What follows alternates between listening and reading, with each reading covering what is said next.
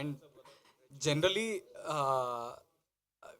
ఈ 2 monthsలో కొంచెం lean period నడిచింది మన తెలుగు సినిమాలకి, బికాస్ ఆఫ్ మెనీ రీజన్స్. అందరూ అంటున్నారు ఐపీఎల్ ద్వారా, మేబీ ఎలక్షన్స్ అండ్ పోలింగ్ దాని మీద ఎక్కువ ఇంట్రెస్ట్ ఉండడం వల్ల అలా జరిగిందని.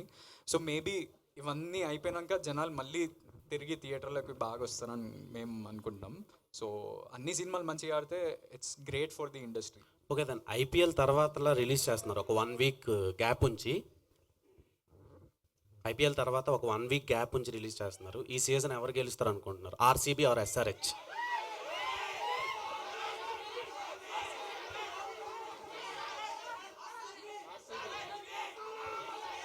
ఆరెంజ్ ఎప్పటికీ ఓ